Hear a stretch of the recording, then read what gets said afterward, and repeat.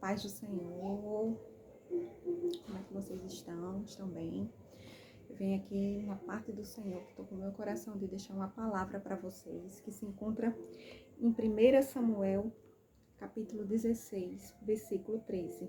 Então Samuel tornou-se vaso de azeite e ungiu no meio dos seus irmãos, desde que ele, aquele dia, diante do Espírito do Senhor, se apoderou de Davi. Então Samuel se levantou e voltou a Ramá. Então, assim, a gente sabe que essa história de Davi, ele não precisou se apresentar para Samuel, né? O profeta Samuel. Quem apresentou o próprio Samuel foi o próprio Cristo, foi o próprio Deus, né? E assim, ele não sabia de nada, ele estava pastorando as ovelhas, as malhadas do curral. Não era nem aquelas ovelhas mais bonitas, nem as mais gordas. Eram as malhadas do curral. E assim, ele estava pastorando aquelas ovelhas no curral, no arraial lá, né? E assim, os irmãos deles, a mãe dele, os familiares lá, prepararam um banquete lá, né? Para esperar a chegada do irmão Samuel, né, que é o profeta. Só que ele, quando chegou lá, né, ele disse, está faltando um dos irmãos. Ele logo disse, então a gente só senta na mesa quando Davi chegar. Então eu quero dizer nessa noite para vocês que alguém que está sentado no seu lugar vai ter que sair, porque o rei manda lhe dizer que o que é teu é seu, mesmo que esteja faltando um, só vai sentar na mesa todos reunidos para ungir quando Deus chamar Davi. Então, assim, espere que Deus vai chamar seu nome. Porque Deus tinha misericórdia de Davi. Deus tinha misericórdia, sabia o que ele passava, né?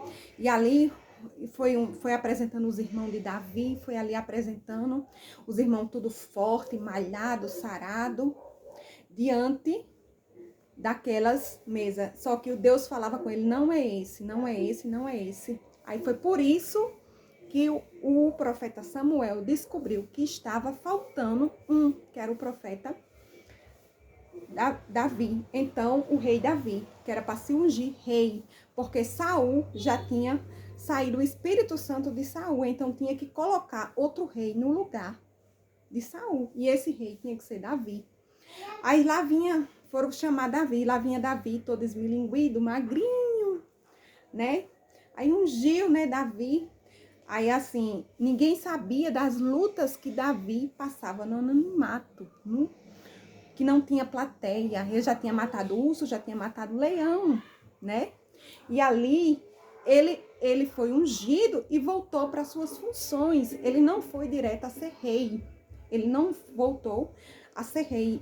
Ele não voltou, não, quer dizer que ele não era rei, né? Quem era rei? Ele voltou às suas funções de cuidar das ovelhas malhadas no arraial.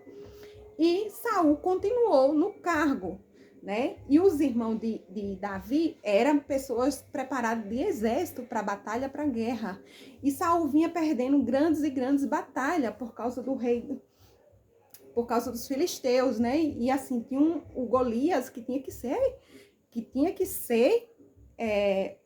destruído para poder o povo de Israel ganhar a batalha, né? E assim Davi foi deixar as comidas dos seus irmãos, ele não entrou nem em guerra. Quando chegou lá, o rei Saul pediu, que disse que Deus estava com ele, pediu para ele colocar as armaduras de Saul. Então, o que é seu não serve para mim.